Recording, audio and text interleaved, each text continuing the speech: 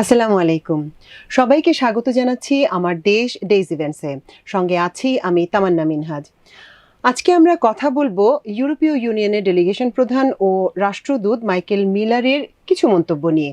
তিনি খুব স্পষ্টভাবে বাংলাদেশের যে সামনে নির্বাচন এবং সংস্কার প্রক্রিয়া এগুলো সব কিছুর পক্ষে মত দিয়েছেন এবং আরও অনেক বিষয় নিয়ে খুব খোলামেলা কথাবার্তা বলেছেন।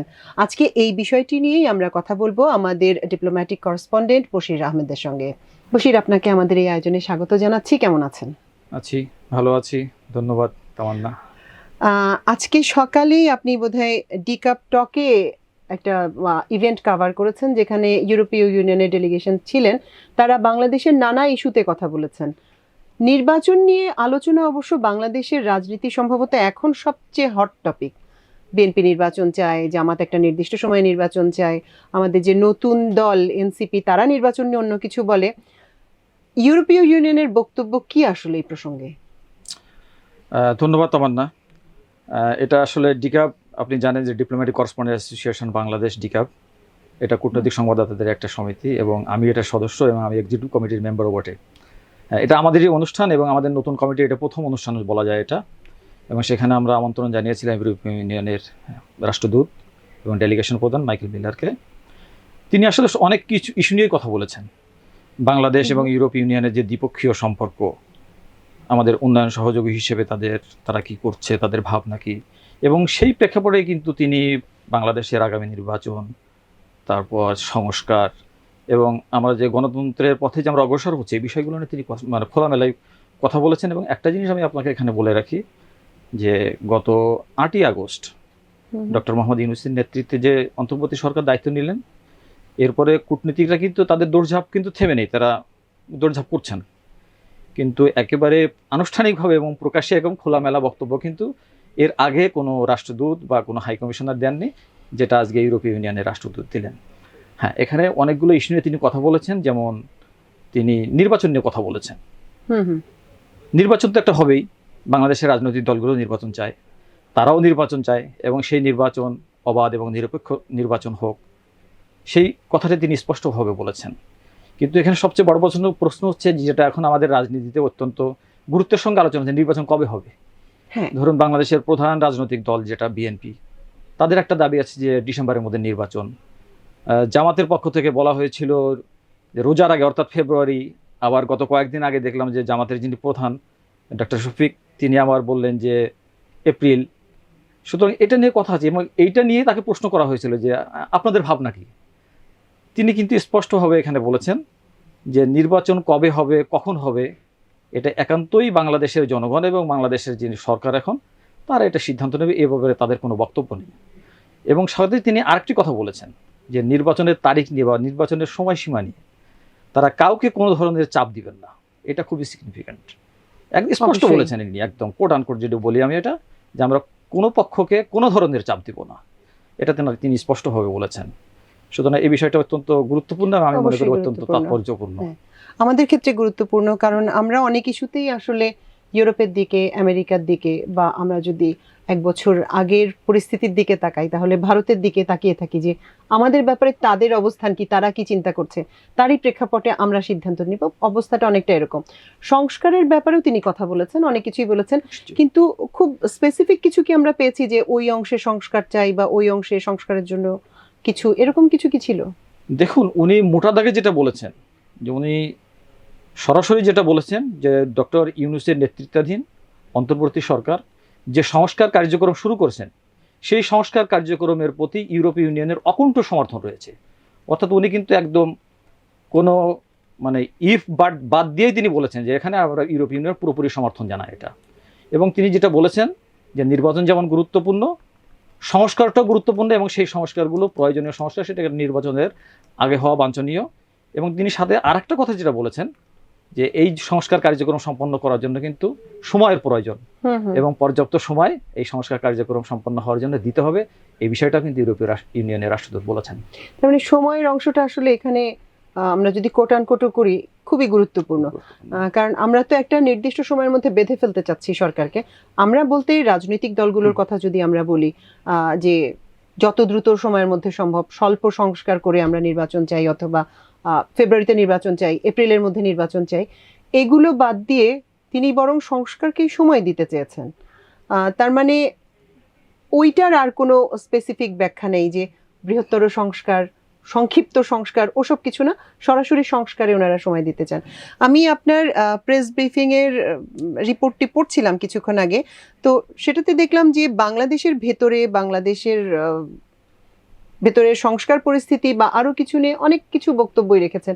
আমি যদি একটু স্পেসিফিক করি, রোহিঙ্গা ইস্যুতে তিনি কথা বলেছেন এবং হিউম্যানিটেরিয়ান করিডোরের কথা গত কয়েকদিন থেকে যে খুবই আলোচিত হচ্ছে।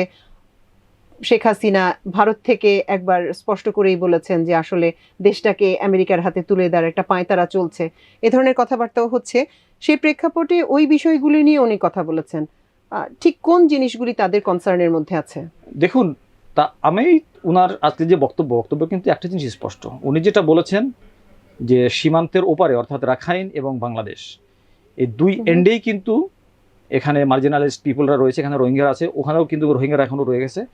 উনি যেটা বলেছেন দুই পক্ষেরই সাহায্যের মানবিক সহায়তা প্রয়োজন। এবং উনি আরেকটা জিনিস বলেছেন যে করিডোর হোক কিংবা না হোক, এই মানুষগুলোর কাছে কিন্তু সহায়তা পৌঁছাতে হবে। এটা অত্যন্ত গুরুত্বপূর্ণ। তিনি কিন্তু এটা বারবার বলেছেন যে এই মানুষগুলোর কাছে সহায়তা পৌঁছাতে হবে, এবং সেই সহায়তা কিভাবে পৌঁছানো যায় সেটা নিয়ে বাংলাদেশ এবং অন্যান্য স্টেক হোল্ডার যারা আছে প্রত্যেকের সাথে তারা আলোচনা করছেন।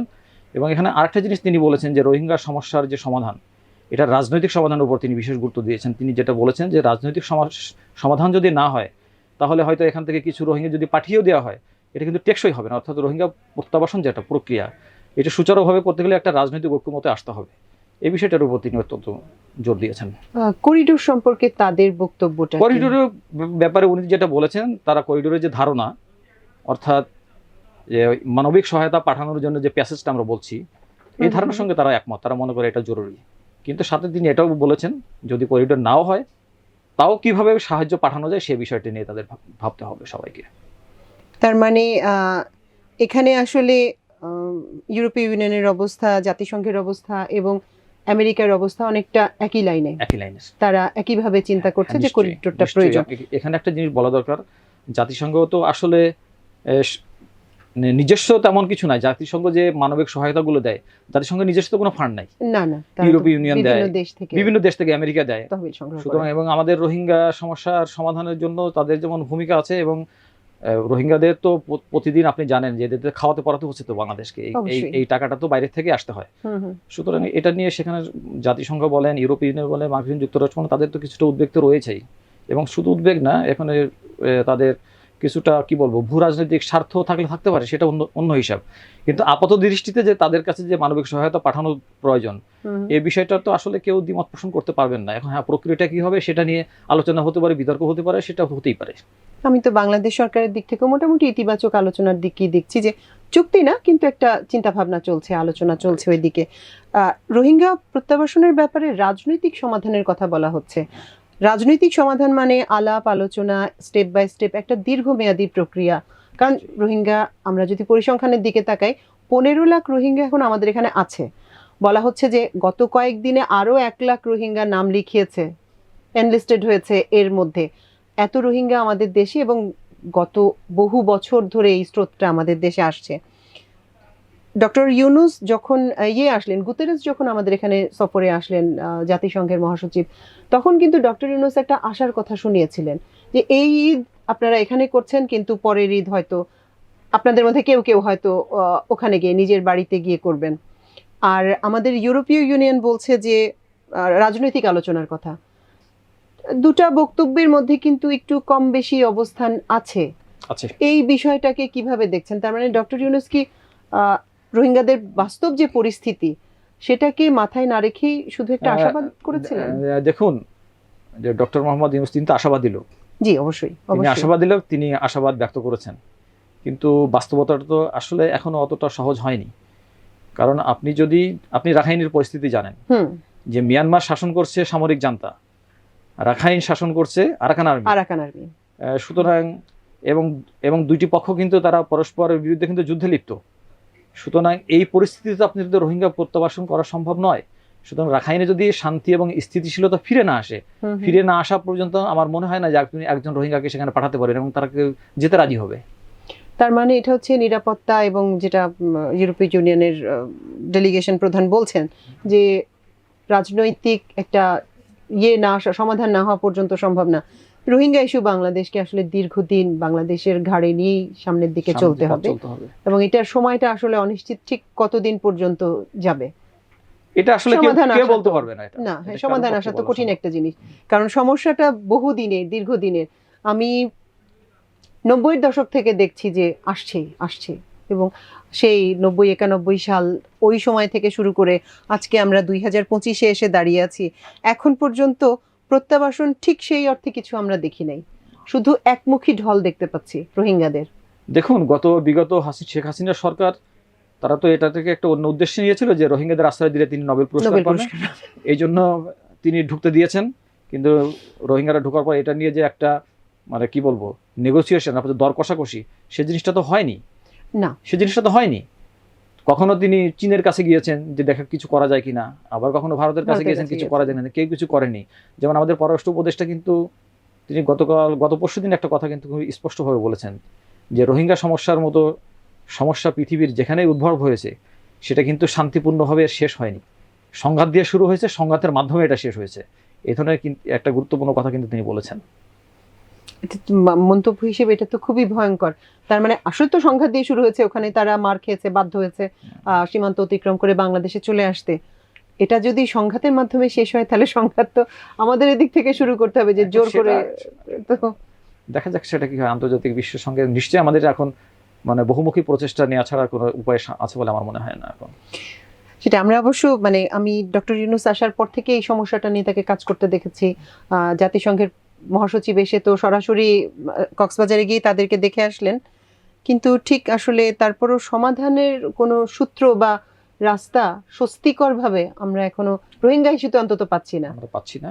তবে একটা ধরুন, যেটা জাতিসংঘ মহাসচিবের সফরটা কিন্তু একটা গুরুত্বপূর্ণ বার্তা বহন করে যে তিনি এই ইস্যুটা নিয়ে তিনি বাংলাদেশে এসেছেন এবং মার্কিন যুক্তরাষ্ট্র বলেন, ইউরোপীয় ইউনিয়ন বলেন, তারা একটা চাইছে যার এক সমাধান, কিন্তু আসলে কোন প্রক্রিয়ার সমাধানটা আসলে আছে সেটা কিন্তু এখনো মানে জানার বাকি রয়ে গেছে। দেখা যাক ভবিষ্যতে কি হয়। এবং চীনের পক্ষ থেকে যেটা বলা হচ্ছে যে তারাও হেল্প করবে, এখানে তো আপনি জানেন যে এখানে জিওপলিটিক্যাল একটা ইস্যু আছেই। সুতরাং মিয়ানমারে যেমন চীন তার প্রভাব বজায় রাখতে চাচ্ছে, মার্কিন যুক্তরাষ্ট্র চাচ্ছে যে নতুন করে তার প্রভাব সৃষ্টি করতে, ভারত চায় তার স্বার্থ যেন সেখানে সংরক্ষিত। সুতরাং বিষয়টা কিন্তু অতটা সরলীকরণ করে আমরা বলতে পারবো না যে এই সূত্র নিয়ে গেলে আমরা একটা ফলাফল পেয়ে যাব। এই জন্য আমি বলছি যে বহুমাত্রিক আলোচনা, বহুমাত্রিক তৎপরতা ছাড়া এর কোনো ফলাফল আসবে বলে এই মুহূর্তে আমার মনে হয় না। সবচেয়ে সংকটজনক অবস্থাটা তো আমার মনে হয়, আমি এ ব্যাপারে এখন পর্যন্ত মিয়ানমারের কোনো বক্তব্য, সুস্পষ্ট কোনো বক্তব্য দেখতে পাই না। আচ্ছা, আরেকটি বিষয় নিয়ে আলোচনা উঠে এসেছে। এক তো হচ্ছে জুলাই বিপ্লব নিয়ে আলোচনা করেছেন এবং বিপ্লবোত্তর যে পরিস্থিতি আমাদের দেশে, নানা রকম সংস্কার কমিশন গঠন হয়েছে, তার মধ্যে একটা নারী নীতি নিয়ে সংস্কার কমিশন হয়েছে এবং তারা কিছু প্রস্তাব দিয়েছে। এটা নিয়েও দেখলাম একটু আলোচনা হয়েছে। এ ব্যাপারে আসলে ইউরোপীয় ইউনিয়নের অবস্থানটা কি? যেমন ইউরোপীয় ইউনিয়নের রাষ্ট্রদূত মাইকেল মিলার তিনি স্পষ্টভাবে বলেছেন এবং উনি যে শব্দটা ব্যবহার করেছেন, উনি একটা জিনিস আপনাকে আমি একটু শেয়ার করে রাখি। উনি কিন্তু ওনার দায়িত্ব নিয়ে ঢাকায় যখন পৌঁছান সেই তারিখটা ছিল 5ই আগস্ট, গত বছর 5ই আগস্ট তিনি ঢাকায় পৌঁছেছেন। অর্থাৎ আপনি জানেন যে বাংলাদেশ যখন ফ্যাসিবাদ মুক্ত যেদিন হয়েছে, তিনি ওই যে টালমাটাল অবস্থা ওই দিনই কিন্তু উনি ঢাকায় এসেছেন। উনি আজকে আনুষ্ঠানিক আলোচনা শেষে আমরা যখন চা খাচ্ছিলাম তখন কিন্তু এই বিষয়গুলো নিয়ে উনি তার অভিজ্ঞতা শেয়ার করেছিলেন যে আমি এসেছিলাম তো 5ই আগস্ট। এবং তিনি যেটা বলেছেন যে সেখান থেকে এখন তো পরিস্থিতির অনেক উন্নতি হয়েছে এবং তিনি কয়েকটা জায়গার নাম বললেন। সিলেটে তিনি তার পরিবার নিয়ে বেড়াতে গিয়েছেন, কক্সবাজার গিয়েছেন এবং বলছেন আমি বাংলাদেশে আরও অনেক জায়গায় যেতে চাই, তার ভালো লাগছে, এই বিষয়টা তিনি বলেছেন। হ্যাঁ, এখন জুলাই বিপ্লব নিয়ে উনি যে হত্যাকাণ্ডটা ঘটেছে, উনি এটাকে আমি যদি কোট আনকোট বলি যে টার্মটা ইনি ইউজ করেছেন, উনি বলেছেন টেরিবল ক্রাইম। আচ্ছা, টেরিবল ক্রাইম, জঘন্য হত্যা, মানে অপরাধ সংগঠিত হয়েছে। এবং তিনি এখানে জাতিসংঘের রেফারেন্সটাকে কিন্তু টেনে এনেছেন যে জাতিসংঘ এই জুলাই হত্যাকাণ্ড নিয়ে যে তারা তদন্ত করেছে, তদন্ত প্রতিবেদন যেটা দিয়েছে এবং তারা জাতিসংঘ যে রিকমেন্ডসগুলো করেছে, উনি বলেছেন জাতিসংঘের এই কার্যক্রমকে পূর্ণাঙ্গভাবে এন্ডোর্স করে এবং সমর্থন করে ইউরোপীয় ইউনিয়ন। এবং তিনি সাথে সাথে বলেছেন যে জুলাই হত্যাকাণ্ডের সঙ্গে যারাই যুক্ত হয়েছে বা যারাই জড়িত আছে তাদের অবশ্যই বিচারের মুখোমুখি হওয়া উচিত এবং তিনি বলেছেন এটা তো মানবতা বিরোধী অপরাধের সঙ্গে তুলনীয় না, ওটা বলা যায় মানবতা বিরোধী অপরাধী যারা করেছেন। উনি বলছেন ন্যায় বিচারের মাধ্যমে তাদেরকে অ্যাকাউন্টেবল করতে হবে, অর্থাৎ তাদেরকে জবাবদিহিতার মধ্যে আনতে হবে। এর সাথে সাথে তিনি একটা কথা বলেছেন, এবং বিচার প্রক্রিয়াটা যেন স্বচ্ছ হয়। এটা তো আমাদেরও প্রত্যাশা, সবারই প্রত্যাশা। হ্যাঁ, অবশ্যই, যেটাই হয়েছে, যেই দায়ী থাক না কেন, স্বচ্ছ প্রক্রিয়া যেন সম্পূর্ণ হয়, আর সব ভুক্তভোগী যেন বিচার পায়। আর আপনি নারী নীতি নিয়ে কথা বলছেন, নারী নীতি নিয়ে বাংলাদেশের রাজনীতিতে এখন একটু উত্তাপ ছড়াচ্ছে। এটা আপনি জানেন যে একটা রিপোর্ট জমা দেওয়া হয়েছে, সে রিপোর্ট কতটুকু ভালো কতটুকু মন্দ ওই ইস্যু নিয়ে আমরা আজকে আলোচনা না করি, কিন্তু সেটা নিয়ে যখন বিতর্ক হচ্ছে, আমাদেরই কয়েকজন সহকর্মী, নারী সহকর্মী, তারা এই বিষয়টাকে তুলেছিলেন ওখানে। তিনি যেটা বলেছেন যে প্রথমে তিনি বলেছেন এটা বাংলাদেশের একটু ইস্যু, তারপর তিনি আরেকটা কথা বলেছেন যে ইউরোপীয় ইউনিয়ন তাদের যে মূল্যবোধ, বলে যে আমাদের মূল্যবোধ থেকে আমরা যেটা বলি সেটা হচ্ছে নারী পুরুষের সমতা আমরা চাই, এবং আমরা এই ধারণাটাকে সারা পৃথিবীতে ছড়িয়ে দিতে চাই। কিন্তু শেষ পর্যন্ত উনি যেটা বলেছেন যে গ্রাউন্ড রিয়ালিটি বিবেচনা করে, অর্থাৎ বাস্তব পরিস্থিতি বিবেচনা করেই নারীদের উন্নয়ন, নারীদের অগ্রগতি ইত্যাদি বিষয় নিয়ে এগিয়ে যাওয়া উচিত। পুরো প্রেস কনফারেন্সটি কভার করে আপনার কি মনে হচ্ছে, না বলে মত বিনিময়, পুরো মত বিনিময়টি কভার করার পর আমি আপনার রিপোর্ট পড়েছি, এখন আপনার সঙ্গে যে কথা বললাম, সবকিছু মিলিয়ে আমার মনে হচ্ছে ইউরোপীয় ইউনিয়নের অবস্থানটা পুরোপুরি প্রো ইউনুস। ডক্টর ইউনুস যেভাবে যা এই পর্যন্ত তৈরি করেছেন, তারা কোনো ধরনের সমালোচনার দিকে না গিয়ে বরং ডক্টর ইউনুসের স্ট্যান্ডকেই নির্বাচন বলেন, সংস্কার বলেন, জুলাই হত্যা বলেন, এবং নারী নীতি নিয়েও এ পর্যন্ত সরকার যা করেছে ঠিক আছে, বাকিটা যা হবে বাংলাদেশের জনগণ। এবং ওনার কথা এবং ওনার বক্তব্যে এটা অন্তত আমি নিশ্চিত যে ডক্টর ইউনুসের যে কার্যক্রম, তার সরকার পরিচালনা, তারা যে ইস্যুগুলো সামনে আনছেন, সংস্কার বলেন, গণতন্ত্রের উত্তরণ বলেন, আগামী নির্বাচন বলেন, এখন পর্যন্ত সরকার যে সিদ্ধান্তগুলো নিয়েছে সেই সিদ্ধান্তের ব্যাপারে মোটামুটি ইউরোপীয় ইউনিয়ন সন্তুষ্ট আছে বলে আমার মনে হয়েছে। ডক্টর ইউনুসের অবস্থানগুলোর সঙ্গে একমত। আসলে সাধারণভাবে আমরা যারা সাংবাদিকতা করি, আমরা যে সরকার ক্ষমতায় আছে, এক্সিস্টিং গভর্নমেন্টকে নিয়ে আমাদের এক ধরনের সমালোচনা মুখর একটা অবস্থা থাকে।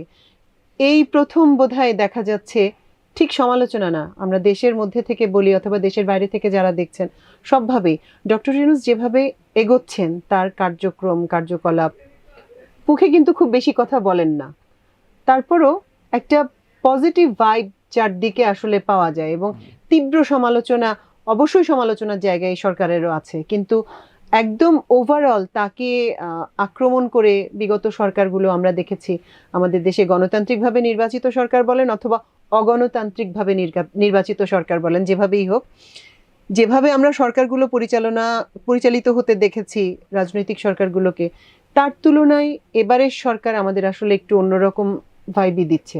রাইট। আপনারা নিশ্চয়ই মনে আছে 1/11-এর পরও একটা অনির্বাচিত সরকার দীর্ঘদিন আমাদের দেশে ছিল, কিন্তু তাদের সময় রাজনীতিবিদদের যেভাবে হেনস্থা হয়রানি করা হয়েছে, যে পরিস্থিতি হয়েছে আমরা দেখেছি, তারেক রহমানের সঙ্গে কি হয়েছে, তিনি দেশের বাইরে কিভাবে হুইল চেয়ারে করে তাকে নিয়ে যাওয়া হয়েছে, এবং ওই সময়গুলিও পরিস্থিতিগুলিও -2 ফর্মুলা ইত্যাদি ইত্যাদি অনেক কিছু আমরা দেখেছি। ওই অনির্বাচিত সরকার এবং এই অনির্বাচিত সরকার, এদের দুইজনের প্যাটার্নে, কার্যক্রমে যে পরিবর্তন, দুইজনের অবস্থায়, বহির্বিশ্বে, ইমেজে, সব ক্ষেত্রে আসলে আমাদের জন্য বোধহয় আমরা একটা বেশ সুষমের মধ্যে দিয়ে যাচ্ছি রাষ্ট্র হিসেবে। আপনি কি মনে করেন? হ্যাঁ, সেটা একটা দিক। দেখুন, এই বিষয়টাও কিন্তু ইউরোপীয় ইউনিয়নের রাষ্ট্রদূত কিন্তু তিনি হাইলাইট করেছেন, এবং তিনি যেটা বলেছেন সবার প্রতি আহ্বান জানিয়েছেন যে বর্তমান অন্তর্বর্তী সরকার, এবং তিনি আশা করেছেন অন্তর্বর্তী সরকার, রাজনৈতিক দলগুলো সবাই সম্মিলিত প্রচেষ্টা এবং ঐক্যমতের ভিত্তিতে এই সংস্কার কার্যক্রম থেকে শুরু করে গণতন্ত্রের উত্তরণের সমস্ত পথ একসাথে তারা সবাই মিলে পাড়ি দিবে। ইউরোপীয় ইউনিয়নের রাষ্ট্রদূত কিন্তু সেই আশাবাদটি ব্যক্ত করেছেন। সেই ঐক্যমতের পথেই উনি গেছেন, যে আসলে একটা রাষ্ট্র হিসেবে, জাতি হিসেবে একটা ঐক্যমত দরকার। বশির, আপনাকে অসংখ্য ধন্যবাদ, আমাদেরকে অনেকটা সময় দিয়েছেন। আপনার সঙ্গে কথা বলা আসলে সবসময়ই আমি দেখেছি আমি সমৃদ্ধ হই। ধন্যবাদ, কৃতজ্ঞতা। দর্শক, এই প্রো ইউনুস অবস্থানে থেকেই আজকে বিদায় জানাচ্ছি। ইনশাল্লাহ কালকে আবারও আপনাদের সঙ্গে আলাপ হবে একই অনুষ্ঠানে। সে পর্যন্ত আল্লাহ আপনাদের সবাইকে ভালো রাখুন। এতক্ষণ সঙ্গে থাকার জন্য অশেষ কৃতজ্ঞতা। আল্লাহ হাফেজ।